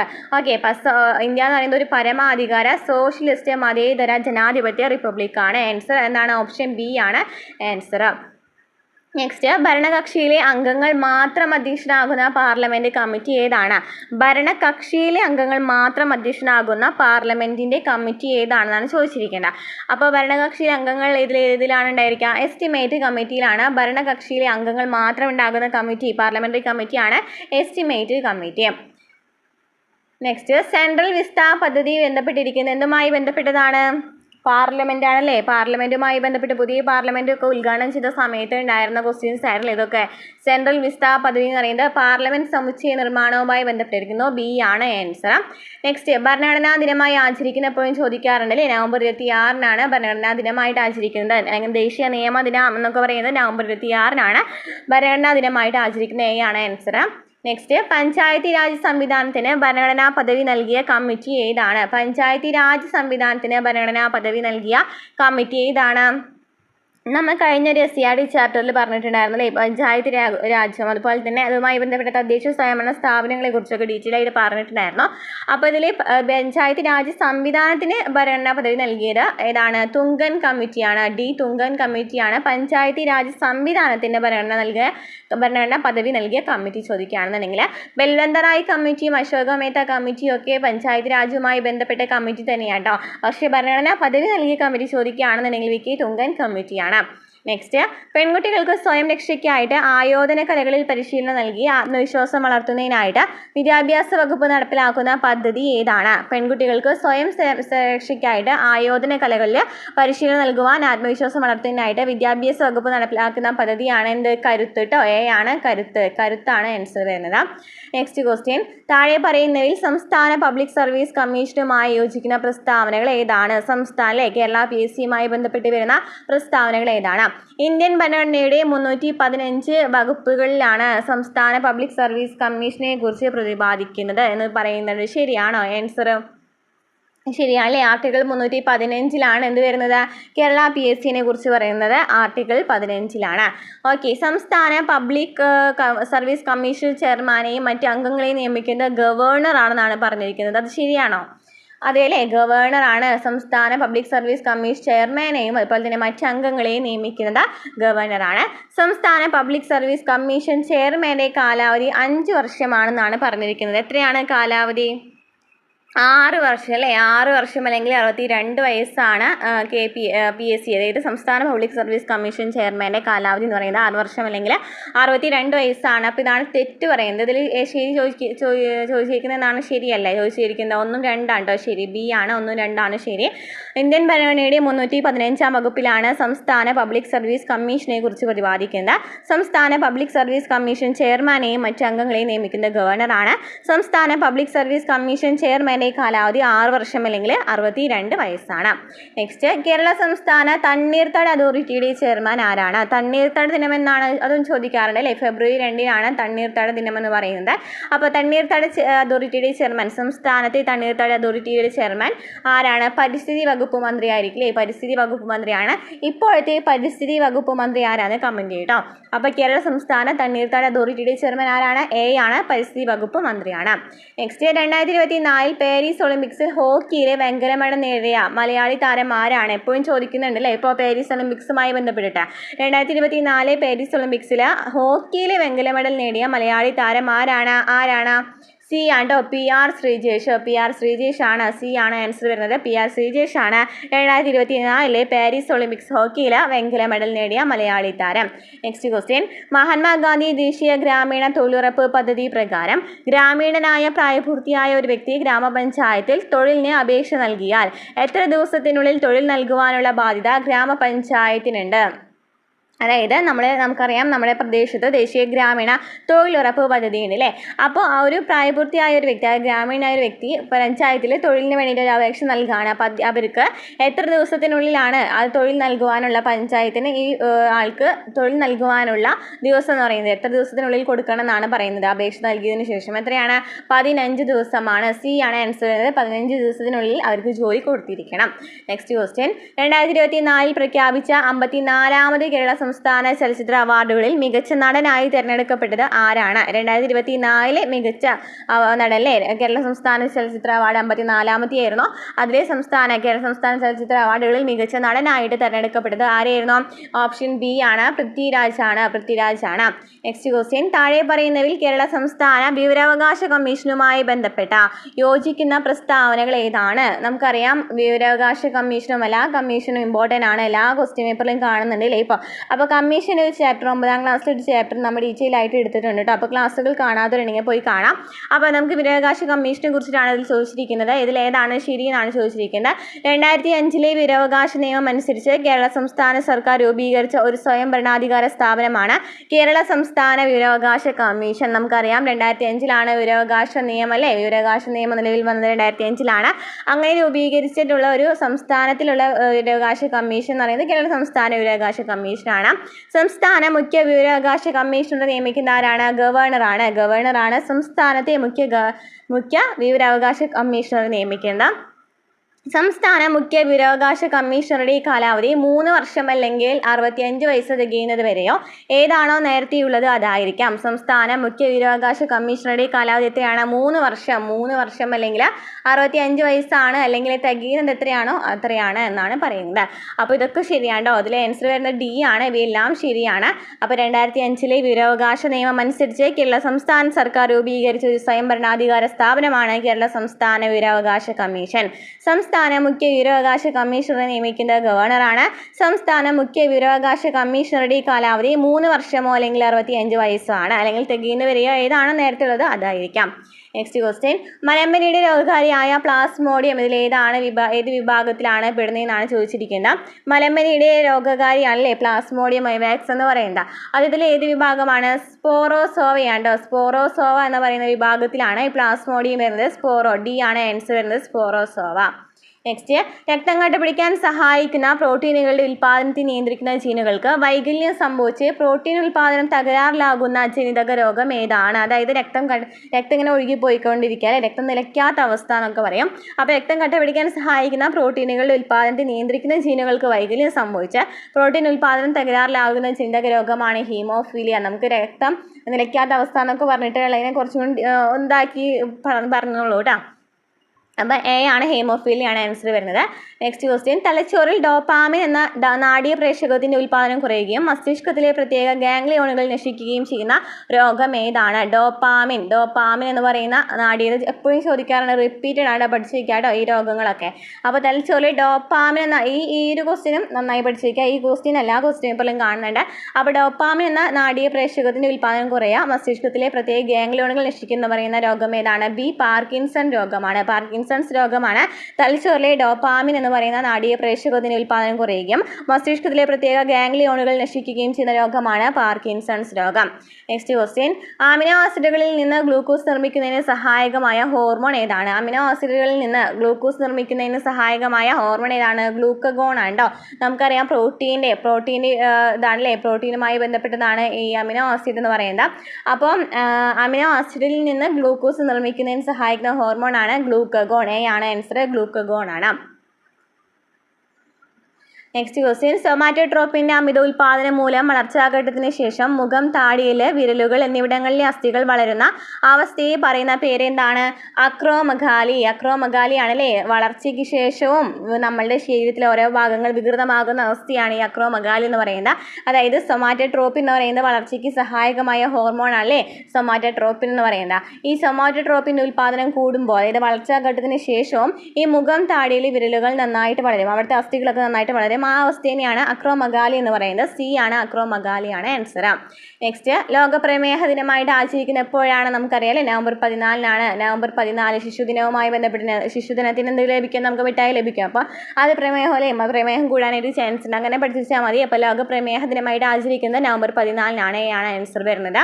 Next question, Kaziranga national park സ്ഥിതി ചെയ്യുന്ന സംസ്ഥാനം ഏതാണ്? കാശിരംഗ നാഷണൽ പാർക്ക് സ്ഥിതി ചെയ്യുന്ന സംസ്ഥാനം ഏതാണ്? ഇതിൽ ആസാമിലാണ് അല്ലേ? ആസാമിലാണ് കാസിരംഗ നാഷണൽ പാർക്ക് സ്ഥിതി ചെയ്യുന്നത്. അല്ലെങ്കിൽ ഒറ്റക്കൊമ്പൻ കാണ്ടാമൃഗങ്ങളെ സംരക്ഷിക്കുന്ന നാഷണൽ പാർക്ക് എന്നൊക്കെ പറയുന്നത് ഇതാണ്, കാസിരംഗ നാഷണൽ പാർക്കാണ്. അപ്പോൾ കാസിരംഗ നാഷണൽ പാർക്ക് സ്ഥിതി ചെയ്യുന്ന സംസ്ഥാനമാണ് B, Assam. Next question, silent spring എന്ന പ്രസിദ്ധ പുസ്തകം രചിച്ചത് ആരാണ്? സൈലന്റ് സ്പ്രിംഗ് എപ്പോഴും ചോദിക്കാറുണ്ട് അല്ലേ? റേച്ചൽ കേഴ്സൺ ആണ് സൈലന്റ് സ്പ്രിംഗ് രചിക്കുന്നത്. സൈലന്റ് സ്പ്രിംഗിൻ്റെ രചയിതാവ് ആരാണ്? റേച്ചൽ കേഴ്സൺ ആണ്. ഓക്കെ, നെക്സ്റ്റ് ക്വസ്റ്റ്യൻ, ചലിച്ചുകൊണ്ടിരിക്കുന്ന ദ്രാവക പടലങ്ങൾക്കിടയിൽ അവയുടെ ആപേക്ഷിക ചലനത്തെ തടസ്സപ്പെടുത്തുന്ന വിധത്തിൽ പടലങ്ങൾക്ക് സമാന്തരമായി പ്രവർത്തിക്കുന്ന ഘർഷണ ബലം ഏതാണ്? ചലിച്ചുകൊണ്ടിരിക്കുന്ന ദ്രാവക പടലങ്ങൾക്കിടയിൽ അവയുടെ ആപേക്ഷിക ചലനത്തെ തടസ്സപ്പെടുത്തുന്ന ഒരു ബലമുണ്ട് അല്ലേ? നമുക്കറിയാം, ഒരു ഘർഷണ ബലത്തിലൊക്കെ നമ്മൾ പഠിച്ചിട്ടുള്ളതാണ് ഫിസിക്സിൽ. അപ്പോൾ ഇതിൽ ഏതാണ് ആൻസർ വരുന്നത്? വിസ്കസ് ബലമാണ്. വിസ്കസ് ബലമാണ് എന്ത് ചെയ്യുന്നത്? നമ്മൾ ചലിച്ചുകൊണ്ടിരിക്കുന്ന ദ്രാവക പടലങ്ങൾക്കിടയിൽ അവയുടെ ആപേക്ഷിക ചലനത്തെ തടസ്സപ്പെടുത്തുന്ന വിധത്തിലുള്ള ഒരു ഘർഷണ ബലം ഉണ്ടായിരിക്കും. അതിനെയാണെന്ന് പറയുന്നത് വിസ്കസ് ബലം എന്ന് പറയുന്നത്.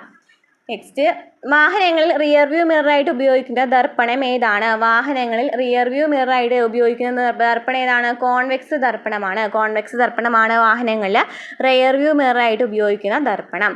നെക്സ്റ്റ് ക്വസ്റ്റ്യൻ, താഴെ തന്നിട്ടുള്ളവയിൽ സ്ഥിതികോർജ്ജവുമായി ബന്ധപ്പെട്ടുള്ള സന്ദർഭങ്ങൾ തിരഞ്ഞെടുക്കുക.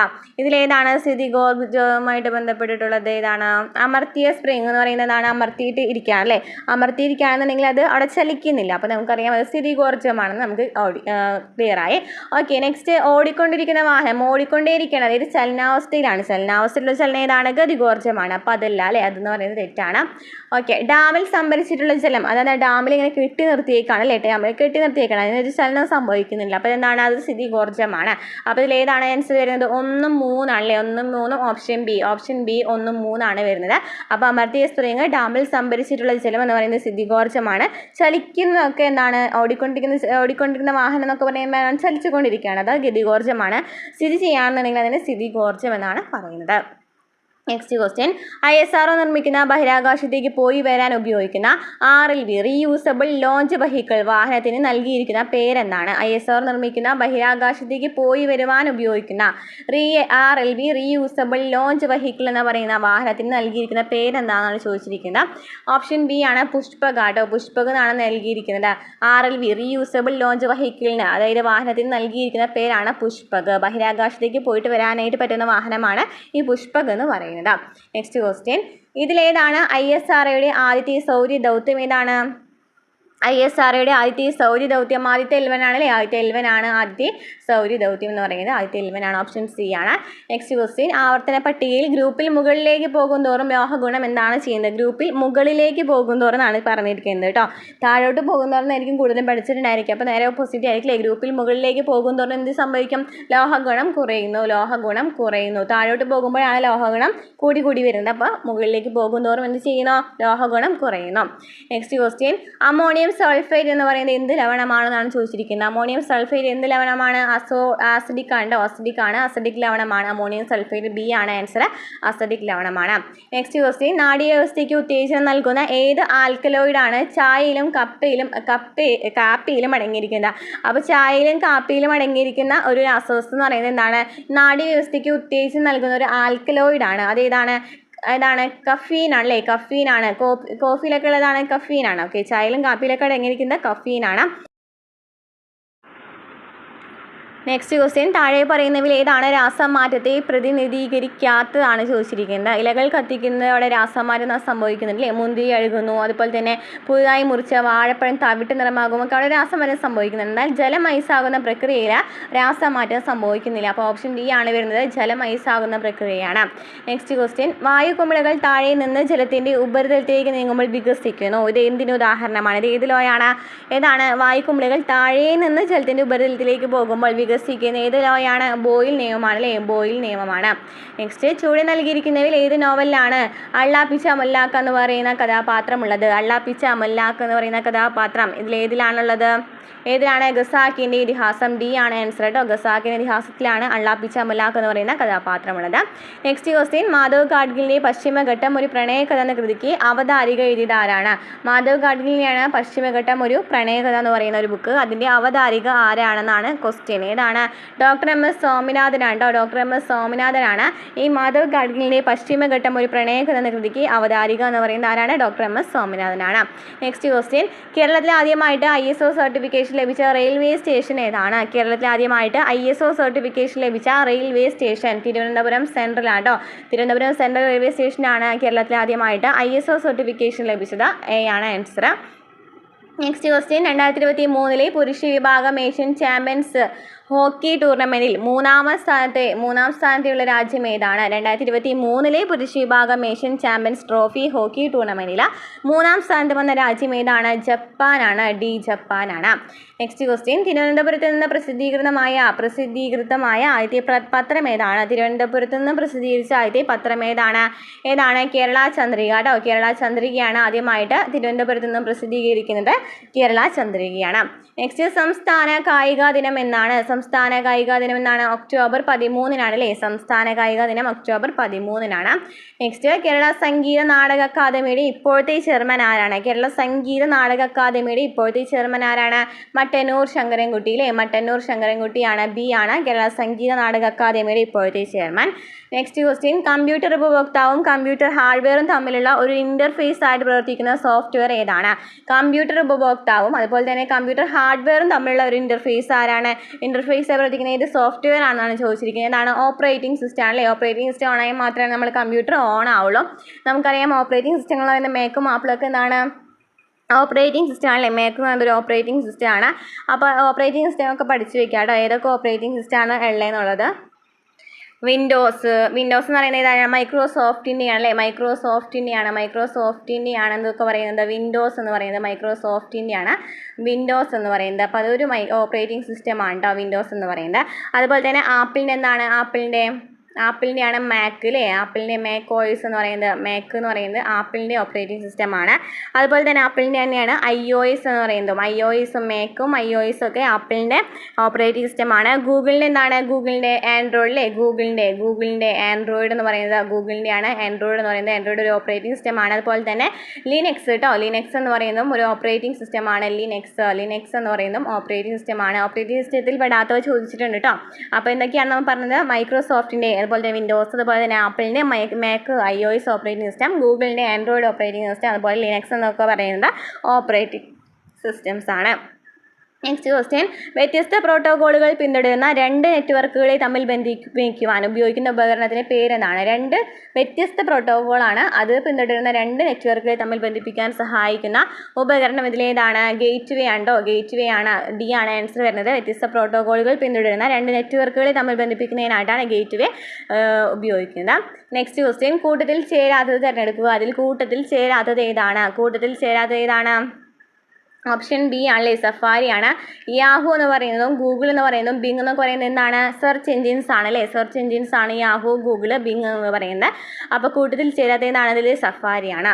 നെക്സ്റ്റ്, കേരള സർക്കാർ എല്ലാ വകുപ്പുകളുടെയും ഓൺലൈൻ സേവനങ്ങൾ ഉൾപ്പെടുത്തിക്കൊണ്ട് രൂപം നൽകിയിട്ടുള്ള കേന്ദ്രീകൃത പോർട്ടലിൻ്റെ പേരെന്താണ്? കേരള സർക്കാർ എല്ലാ വകുപ്പുകളുടെയും ഓൺലൈൻ സേവനങ്ങൾ ഒരുമിച്ച് ഒരു കിടക്കയിലാക്കിയിട്ടുണ്ട്. അപ്പോൾ അങ്ങനെ നൽകിയിട്ടുള്ളൊരു പേരെന്താണെന്നാണ് ചോദിച്ചിരിക്കുന്നത്. ഈ സേവനമാണോ? ഈ സേവനം. ബി ഈ സേവനം. Next, IT act 2000 section 66F എന്തിനെക്കുറിച്ചാണ് പ്രതിപാദിക്കുന്നത്? 66F എന്നാണ് സൈബർ ഭീകരത കേട്ടോ. ഓപ്ഷൻ എ ആണ്. സൈബർ ഭീകരതയാണ് IT ആക്ട് 2000 66F സൂചിപ്പിക്കുന്നത്. നെക്സ്റ്റ് ക്വസ്റ്റ്യൻ, 2005 വിവരാവകാശ നിയമപ്രകാരം ആവശ്യപ്പെട്ടിട്ടുള്ള വിവരം ഒരു വ്യക്തിയുടെ ജീവനെയോ അല്ലെങ്കിൽ സ്വാതന്ത്ര്യത്തെയോ സംബന്ധിച്ചിട്ടുള്ളതാണെങ്കിൽ അതിനുള്ള മറുപടി നൽകേണ്ടത് സമയപരിധി എത്രയാണ്? അത് അപേക്ഷിച്ചിട്ട് 48 മണിക്കൂറിനുള്ളിൽ നൽകേണ്ടോ? 48 മണിക്കൂറിനുള്ളിൽ നൽകണം. അത് ജീവനോ അല്ലെങ്കിൽ ജീവൻ അല്ലെങ്കിൽ സ്വാതന്ത്ര്യം സംബന്ധിച്ചിട്ടുള്ളതാണെന്നുണ്ടെങ്കിലാണ് എന്ത് 48 മണിക്കൂറിനുള്ളിൽ നൽകേണ്ടത് കേട്ടോ. അല്ലെങ്കിൽ 30 ദിവസത്തിനുള്ളിൽ നൽകിയാൽ മതി. പക്ഷേ നമ്മളെ വ്യക്തിയുടെ സ്വാതന്ത്ര്യത്തിനോ അല്ലെങ്കിൽ സംരക്ഷണത്തിനൊക്കെ സമ്മതിച്ചിട്ടുള്ളതാണെന്നുണ്ടെങ്കിലാണ് 48 മണിക്കൂറിനുള്ളിൽ ഈ പബ്ലിക് ഇൻഫോർമേഷൻ ഓഫീസർ എന്ത് നൽകണം, തിരിച്ച് മറുപടി നൽകേണ്ടതാണ്. അത് നൽകിയിട്ടില്ല എന്നുണ്ടെങ്കിൽ 250 രൂപ അല്ലെങ്കിൽ 250 മുതൽ 25,000 വരെ പിഴയുണ്ട് കേട്ടോ. ഒരു ദിവസത്തിൽ 250 മുതൽ 25,000 വരെ ഈടാക്കാവുന്നതാണ്. അപ്പോൾ അത് അപേക്ഷ ലഭിച്ച് 48 മണിക്കൂർ നൽകുന്നതാണ് ആൻസർ വരുന്നത്. നെക്സ്റ്റ്, കൺസ്യൂമർ പ്രൊട്ടക്ഷൻ നിയമപ്രകാരം വിശദമായ പരിശോധനയോ അല്ലെങ്കിൽ മറ്റ് ടെസ്റ്റുകളോ ആവശ്യമായ വസ്തുക്കളുടെ മേലുള്ള പരാതി തീർപ്പാക്കേണ്ടുന്ന സമയപരിധി എത്രയാണ്? കൺസ്യൂമർ പ്രൊട്ടക്ഷൻ നിയമപ്രകാരം വിശദമായ പരിശോധന അല്ലെങ്കിൽ മറ്റ് ടെസ്റ്റുകളുടെയോ ആവശ്യമായ വസ്തുക്കളുടെ മേലുള്ള പരാതി തീർപ്പാക്കേണ്ട സമയപരിധി എത്രയാണ്? 5 മാസമാണ്. 5 മാസം. ഓപ്ഷൻ സി ആണ് ആൻസർ. നെക്സ്റ്റ്, താഴെ കൊടുത്തിരിക്കുന്നവ ഏത് നിയമങ്ങളുടെ വകുപ്പുകളിൽ പെട്ടതാണ്? പങ്കാളിയുടെ വീട്ടിൽ നിന്നും ഇറക്കിവിടൽ ഭീഷണി നേരിടുന്ന ഇന്ത്യയിലെ സ്ത്രീകൾക്ക് ആദ്യമായി ലഭിക്കുന്ന പരിരക്ഷയാണ് നിയമം പ്രദാനം ചെയ്യുന്നത്. ഏതാണ് ഒന്നാമത്തേത്? പങ്കാളിയുടെ വീട്ടിൽ നിന്നും ഇറക്കിവിടൽ ഭീഷണി നേരിടുന്നതിലെ ഇന്ത്യയിലെ സ്ത്രീകൾക്ക് ആദ്യമായിട്ട് ലഭിക്കുന്ന പരിരക്ഷ ഏത് നിയമമാണ് പ്രദാനം ചെയ്യുന്നതെന്നാണ് ചോദിച്ചിരിക്കുന്നത്. ഏതാണ്? ഗാർഹിക അതിക്രമങ്ങളിൽ നിന്നും സ്ത്രീകളെ സംരക്ഷിക്കുന്ന നിയമമാണ് അല്ലേ ഇതെന്ന് പറയുന്നത്. നെക്സ്റ്റ്, ഗാർഹിക പീഡനത്തിനിരയായവരുടെ ജോലി സ്ഥലത്ത് പ്രവേശിച്ചോ വിദ്യാലയത്തിൽ ചെന്നോ ഇത്തരത്തിൽ പീഡനങ്ങൾ ആവർത്തിക്കുന്നതിനെയും വിലക്കാം. എന്താണ്? ഗാർഹിക പീഡനവുമായി ബന്ധപ്പെട്ടിട്ടില്ലേ? അപ്പോൾ അതെന്താണ്? ഗാർഹിക അതിക്രമം തന്നെയാണ്. അതിൽ നിന്നും സംരക്ഷിക്കുന്ന നിയമമാണ്. നെക്സ്റ്റ്, ഗാർഹിക അതിക്രമങ്ങൾക്ക് ഇരയാകുന്നവരെ സഹായിക്കുകയോ അഭയം നൽകുകയോ ചെയ്യുന്ന ബന്ധുക്കളെയോ മറ്റുള്ളവരെയോ പീഡിപ്പിക്കുന്നതിൽ നിന്നും എതിർകക്ഷികളെ കോടതിക്ക് വിലക്കാം എന്ന് പറയുന്നത് എന്താണ്? ഗാർഹിക അതിക്രമങ്ങളിൽ നിന്നും സ്ത്രീയെ സംരക്ഷിക്കുന്നതാണ്.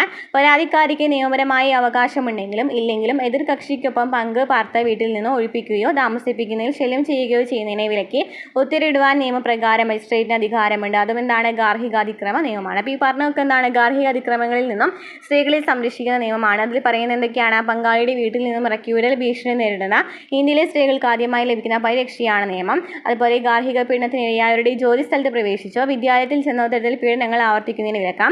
ഗാർഹിക അതിക്രമങ്ങൾക്ക് ഇരയാകുന്നവരെ സഹായിക്കുകയോ അഭയം നൽകുകയോ ചെയ്യുന്ന ബന്ധുക്കളെയോ മറ്റുള്ളവരെയോ പീഡിപ്പിക്കുന്നതിൽ നിന്നും എതിർകക്ഷികളെ കോടതിക്ക് വിലക്കാം.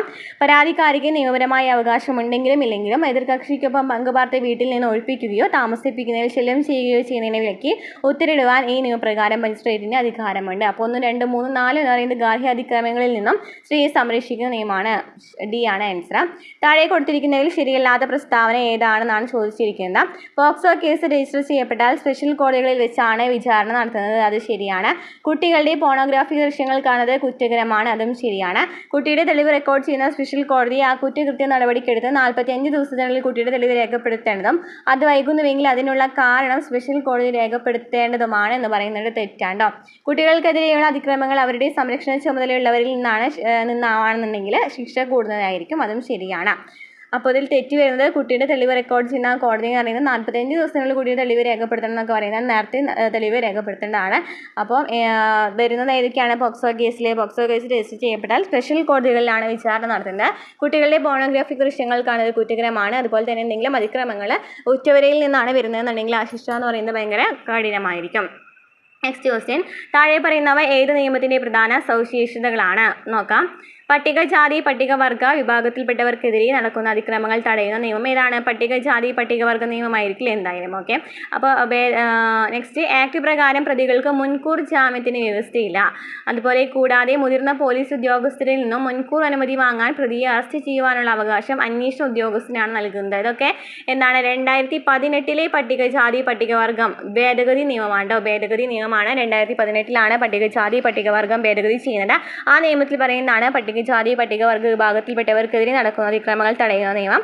ആക്ട് പ്രകാരം പ്രതികൾക്ക് മുൻകൂർ ജാമ്യത്തിന് വ്യവസ്ഥയില്ല. കൂടാതെ മുതിർന്ന പോലീസ് ഉദ്യോഗസ്ഥരിൽ നിന്ന് മുൻകൂർ അനുമതി വാങ്ങാതെ പ്രതിയെ അറസ്റ്റ് ചെയ്യുവാനുള്ള അവകാശം അന്വേഷണ ഉദ്യോഗസ്ഥനാണ് നൽകുന്നത്. നെക്സ്റ്റ് ക്വസ്റ്റ്യൻ, താഴെ തന്നിട്ടുള്ളവയിൽ നിന്നും ഒപ്റ്റിക്കൽ ക്യാരക്ടർ റെക്കഗ്നൈസേഷൻ അഥവാ OCR എന്ന് പറയുന്നത് ഇതിൽ ഏതാണെന്നാണ് ചോദിച്ചിരിക്കുന്നത്. അപ്പോൾ നമുക്ക് ശരിയായത് മാത്രം നോക്കാം. ഒപ്റ്റിക്കൽ ക്യാരക്ടർ റെക്കഗ്നൈസേഷൻ അല്ലെങ്കിൽ OCR എന്ന് പറയുന്നത് എന്താണെന്നാണ് നോക്കിയേ. സ്കാൻ ചെയ്ത ഡോക്യുമെൻറ്റുകളിൽ നിന്ന് അച്ചടിച്ചതും കയ്യെഴുത്തതുമായുള്ള അക്ഷരങ്ങൾ യാന്ത്രികമായി വേർതിരിച്ചെടുത്ത മെഷീൻ എൻകോഡ് ടെക്സ്റ്റിലേക്ക് മാറ്റിയെടുക്കുന്ന കമ്പ്യൂട്ടർ സാങ്കേതികതയാണെന്ന് പറയുന്നത് OCR അല്ലെങ്കിൽ ഒപ്റ്റിക്കൽ ക്യാരക്ടർ റെക്കഗ്നൈസേഷൻ എന്ന് വെച്ചെന്താണ് സ്കാൻ ചെയ്ത ഡോക്യുമെൻറ്റുകളിൽ നിന്നും അച്ചടിച്ചതും കയ്യെഴുത്തുള്ളതുമായ അക്ഷരങ്ങൾ യാന്ത്രികമായി വേർതിരിച്ചെടുത്ത മെഷീൻ എൻകോഡ് ടെക്സ്റ്റിലേക്ക് മാറ്റിയെടുക്കുന്നതിനെയാണ് എന്തെന്ന് പറയുന്നത് OCR എന്ന് പറയുന്നത്. അപ്പോൾ 4 ശരി ഉത്തരം. ഓപ്ഷൻ ഡി ആണ്. ക്വസ്റ്റ്യൻ ജനസംഖ്യ അടിസ്ഥാനത്തിലാണ് ഓരോ സംസ്ഥാനങ്ങളിലെയും ലോക്സഭാ സീറ്റുകൾ നിശ്ചയിക്കപ്പെട്ടിരിക്കുന്നത്. 5 വർഷമാണ് കാലാവധി. അതിൽ താഴെ പോയി നോക്കാം. 25 വയസ്സ് കഴിഞ്ഞ ഏതൊരു ഇന്ത്യൻ പൗരനും ലോക്സഭയിലേക്ക് മത്സരിക്കാം എന്ന് പറയുന്നുണ്ട്. അത് ശരിയാണ്. അതുപോലെ തന്നെ 5 വർഷമാണ് കാലാവധി എന്ന് പറഞ്ഞു, അതും ശരിയാണ്. ജനസംഖ്യ അടിസ്ഥാനത്തിലാണ് ഓരോ സംസ്ഥാനങ്ങളിലെയും ലോക്സഭാ സീറ്റുകൾ തിരഞ്ഞെടുക്കപ്പെട്ടിരിക്കുന്നത്, അതും ശരിയാണ്. 5 വർഷമാണ് കാലാവധി. അതുപോലെ തന്നെ ഏത് ഇന്ത്യൻ പൗരനും ലോക്സഭയിലേക്ക് മത്സരിക്കാം. ലോക്സഭയിലെ ആകെ അംഗസംഖ്യ 540 ആണ്. 540 പേർ ലോക്സഭാ മണ്ഡലത്തിൽ നിന്നും ജനങ്ങൾ നേരിട്ട് തിരഞ്ഞെടുക്കപ്പെടുന്നവയാണ്. മറ്റു 5 പേരെ ആംഗ്ലോ ഇന്ത്യൻ വിഭാഗത്തിൽ നിന്ന് നാമനിർദ്ദേശം ചെയ്യുന്നുണ്ടെന്ന് പറയുന്നുണ്ട്. പക്ഷെ നമുക്കറിയാം 104ാമത്തെ ഭേദഗതി പ്രകാരം ആർട്ടിക്കിൾ 104ാമത്തെ ഭേദഗതി 2020 104ാമത്തെ ഭേദഗതി പ്രകാരം ആംഗ്ലോ ഇന്ത്യൻസ് ലോക്സഭയിലേക്ക് നാമനിർദ്ദേശം ചെയ്യപ്പെടുന്നില്ല. അപ്പോൾ അത് തെറ്റാണ്. 3ാമത്തെ തെറ്റാണ് വരുന്നത്. ഓക്കെ. 18 വയസ്സ് തികഞ്ഞ ഏതൊരു ഇന്ത്യൻ പൗരനും വോട്ട് ചെയ്യുവാനുള്ള അവകാശമുണ്ട്, അതും ശരിയാണ് അല്ലേ. അപ്പോൾ ഇത് തെറ്റ് പറയുന്നത് 3ാമത്തേത് സി. 3ാമത്തേത് ശരിയല്ല എന്നാണ് തെറ്റ് വരുന്നത്. ബാക്കിയൊക്കെ ശരിയാണ്. 25 വയസ്സ് കഴിഞ്ഞ ഏതൊരു ഇന്ത്യൻ പൗരനും ലോക്സഭയിലേക്ക് മത്സരിക്കാം. അതുപോലെ തന്നെ കാലാവധി 5 വർഷമാണെന്ന് പറഞ്ഞു.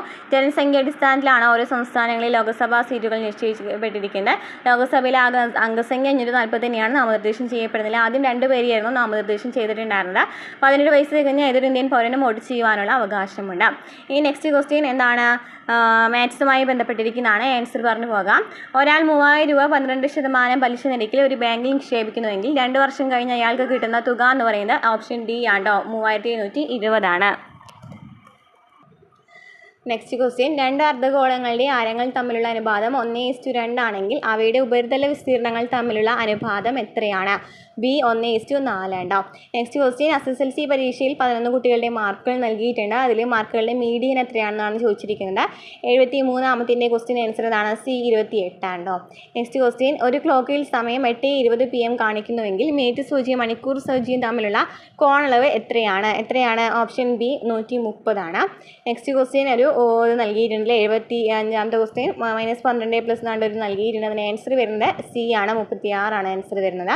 നെക്സ്റ്റ്. ഒരു കോഡ് ഭാഷയിൽ വൈറ്റ് എന്ന് പറയുന്ന ഒരു വാക്ക് സൂചിപ്പിച്ചിട്ടുണ്ട്. അപ്പോൾ ബ്ലാക്ക് എന്ന് പറയുന്ന വാക്കിനെ സൂചിപ്പിക്കുന്നത് എങ്ങനെയാണ്? ഓപ്ഷൻ ഡി ആണ്. ഓപ്ഷൻ ഡി ആണ് ആൻസർ വരുന്നത്. EODFN ആണ്. നെക്സ്റ്റ്. ഒറ്റയാനയെ കണ്ടെത്തുക. ഒറ്റയാന ഇതിൽ പറയുന്നത് 87 ആണ്. എ ആണ്. Next question. നാമു തൻ്റെ ഓഫീസിൽ നിന്നും കിഴക്കോട്ട് 40 മീറ്റർ നടക്കുന്നു. അവിടെ നിന്ന് വലത്തോട്ട് 8 മീറ്റർ നടക്കുന്നു. ശേഷം വലത്തോട്ട് തിരിഞ്ഞ് 25 മീറ്റർ നടന്നുവെങ്കിൽ നാമു തൻ്റെ ഓഫീസിൽ നിന്നും എത്ര മീറ്റർ അകലെയാണ്? ഓപ്ഷൻ സി 17 മീറ്റർ ആണ്.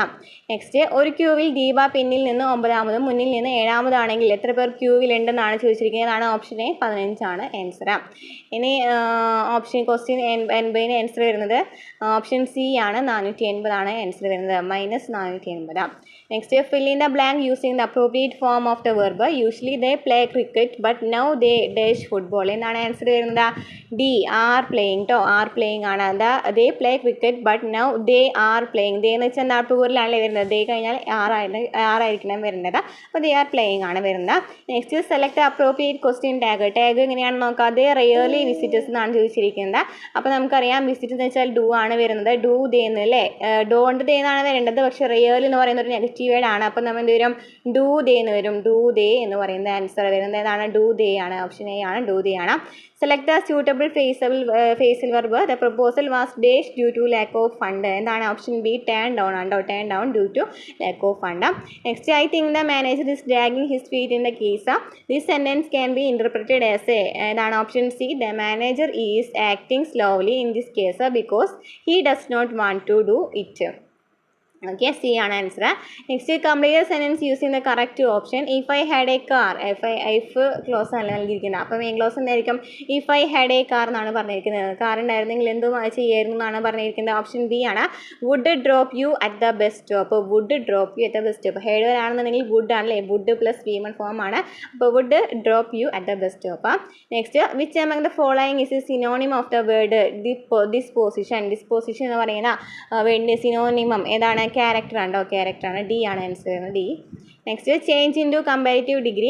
Rajeev is the tallest boy in the class. അപ്പോൾ കമ്പാരിറ്റീവ് ഡിഗ്രിക്ക് അത് കമ്പയർ ചെയ്യാനല്ലേ പറഞ്ഞിരിക്കുന്നത്.